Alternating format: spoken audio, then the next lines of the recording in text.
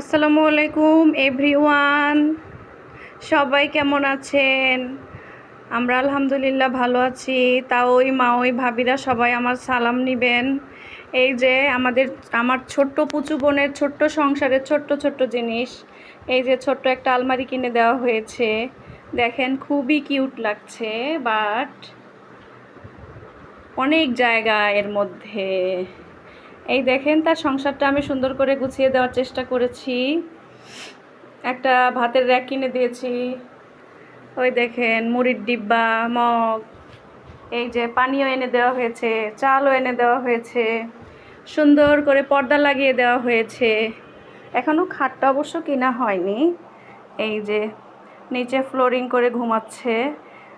আলহামদুলিল্লাহ বাসাটা অনেক সুন্দর, ওরও খুব পছন্দ হয়েছে। আবার আমাদের বাসায় মেহমান এসেছিল, মেহমানরাও খুব পছন্দ করেছে। এদের বাসায় নিয়ে এসেছিলাম।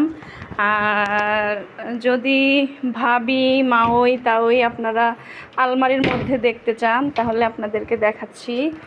এই যে ভিতরে অনেক সুন্দর জায়গা। এই দেখেন নামাজের জন্য জায়নামাজি রাখা হয়েছে, বেনিটি ব্যাগ, তারপরে তেল, লোশন, মানে একটা মেয়ের যা যা লাগে। তারপরে এটা হয়েছে মিরাজের থাক, এটাতে মিরাজের জামা কাপড় রাখা হয়েছে, এটা মিমের জামা কাপড় রাখা হয়েছে।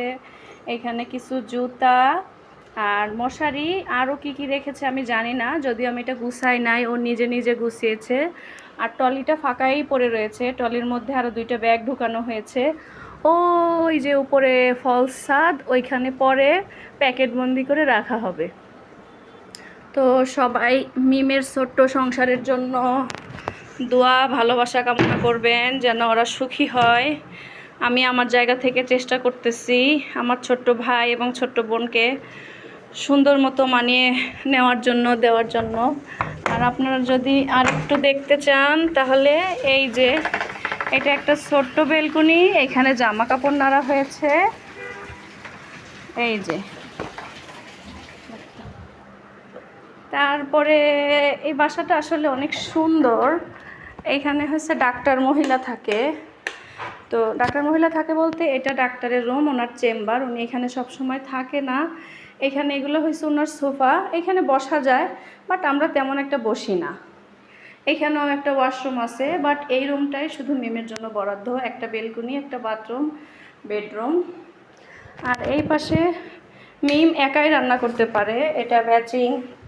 এই যে মিমের কিছু জিনিস রাখা হয়েছে,